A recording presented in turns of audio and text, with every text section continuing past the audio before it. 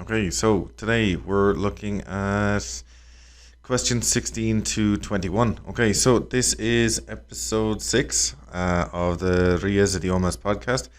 So let's get into it. 16.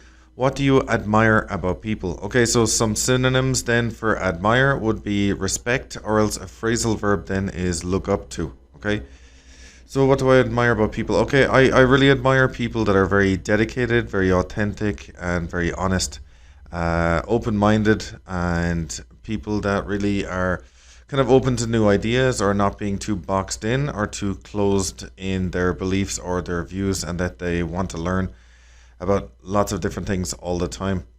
So when you're talking about a question like this, you have to think about a lot of different types of vocabulary and kind of listing different types of adjectives then as well. So any questions like this, it's really to build your vocabulary and to practice kind of a little bit of pronunciation that's a little bit different. So other things that I admire about people are people that are very responsible, that are focused on their family, very professional, but at the same time very empathic and very human. So I mean, when we're talking about professionalism, it's basically when you walk through the doors of your office or the building that you are a professional and you can leave your personal issues or topics or your baggage in general at the door. Okay, so that's 16.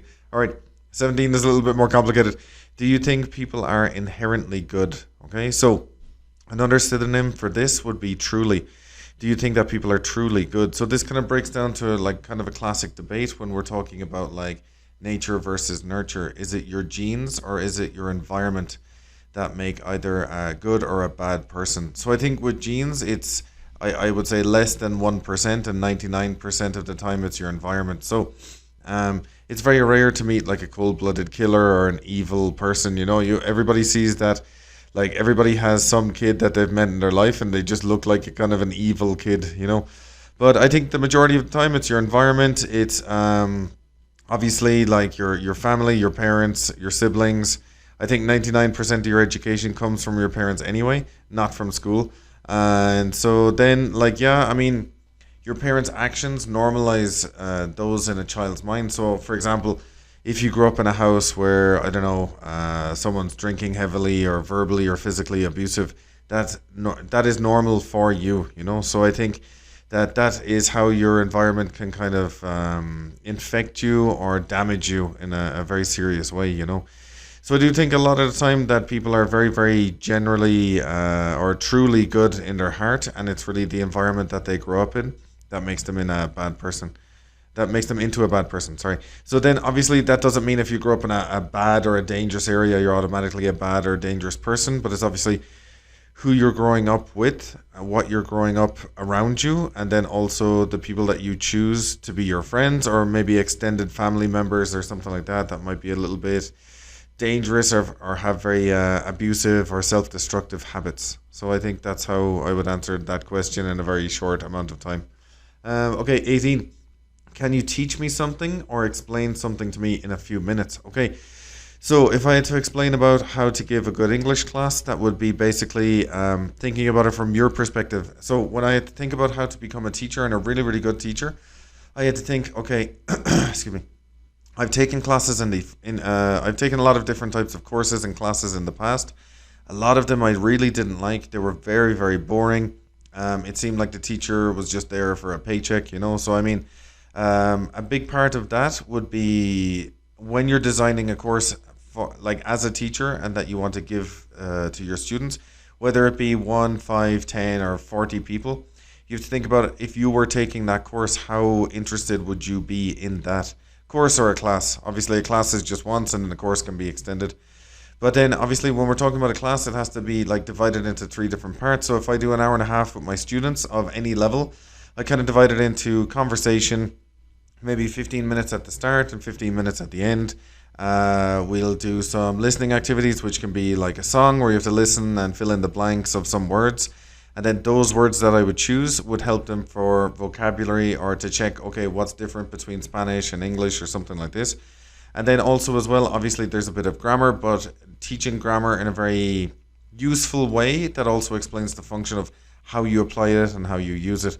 So generally I use lots of different colors, big writing, divide into different sections my whiteboard, and then make them visualize it as much as possible. So I draw like a graph or a timeline, and then I explain the theory and like the grammatical structure and everything like that. And then I get my students then to give me examples using that grammar that I was just teaching. So I think that's the most important thing. Also, you can include like games and things like that for 5 minutes where, I don't know, you write up the alphabet and a student has to give you a word that begins with each letter, and then you go around in a rotation for the students then as well.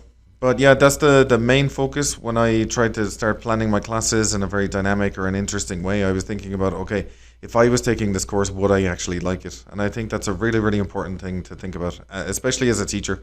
But also as a student then as well, to question your teacher and to think like, okay, did he actually prepare his class really well?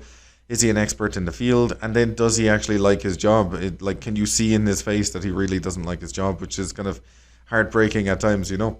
Okay, 19. What are some of your favorite things? So this is a very broad or a very, very general question. So I think I like speaking in public. I love doing podcasts like this for you guys, you know. I like to write a lot. I like to listen to really loud music. Love gardening. Love computer games, animals in general. What else? Love babies. Yeah, playing with like young kids. It's really, really fun because obviously like kids don't have any ego and they're just happy to see you all the time, kind of like a dog, you know. And I mean, you can play with them, and it's really cool to see like kids kind of understanding the world or like understand how a thing functions that they never saw before, you know, completely like fresh and free and open. Really cool. Okay, number 20. What is art? Okay, so I don't want to quote Carl Pilkington directly, but anything that takes away the world's heaviness, which is a fantastic quote.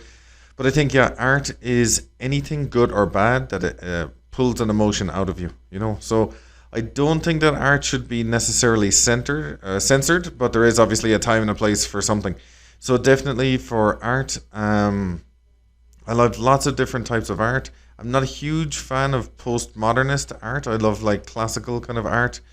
And something I really enjoyed going to the Louvre in Paris because there's these huge paintings everywhere, and you can spend hours just seeing like tiny little details within it. And it's amazing as well when you see something that somebody has worked so hard and so long on, that then it can be appreciated for 10 times, 20 times longer than for the people that are viewing the painting, you know. So I think that's a really beautiful thing, is that maybe an artist, I think the rumor was that Leonardo da Vinci spent something like 12 or 16 years on Mona Lisa's eyebrows or something like this, but he can spend so long on it, and then for 10 times more or 20 times more people would be appreciating his work. So I think anything is really art as long as it evokes an emotion in you.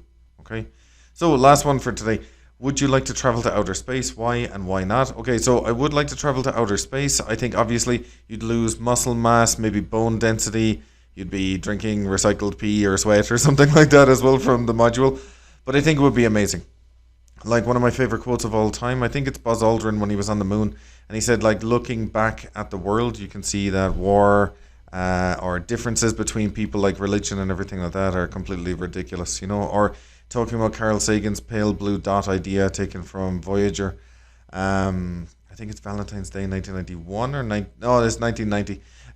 Is that like it's a pixel suspended in a light beam, you know. So it's really amazing, you know, to think about it like that. I think to see that, it would be, I think everybody should try and experience it if you can. Now, obviously, that's a big dream, but I mean, obviously, if it would be possible in 20, 30 years' time, where most people that would be, I don't know, financially comfortable would be able to do it, it would be an amazing thing, you know. So I think that's really great. And yeah, I wouldn't, because maybe, I don't know, space dementia or claustrophobia would kind of get to me, you know. But I think that's one of the big points. Okay, so that's question 22. In the next podcast, what I'm going to be focusing on are 22 to 25. So there's two about leading people and leadership, and then styles of leadership. So obviously this cuts into a little bit of soft skills. And then 24 and 25, are you conservative or liberal? So because next year, 2024, is the American elections and also the Mexican elections. So I will go through this in a lot of detail. I'll be talking about taboo subjects, for example, gun control, border control, immigration, abortion, gay marriage, gay adoption, everything like that. So I'll be talking more about that in the next podcast. Thank you very much. Same as always, if you leave a like and subscribe to my channel, you can find me on Spotify or YouTube. And any comments or anything like that, leave them down below. Thank you very much and have a great day. Bye bye.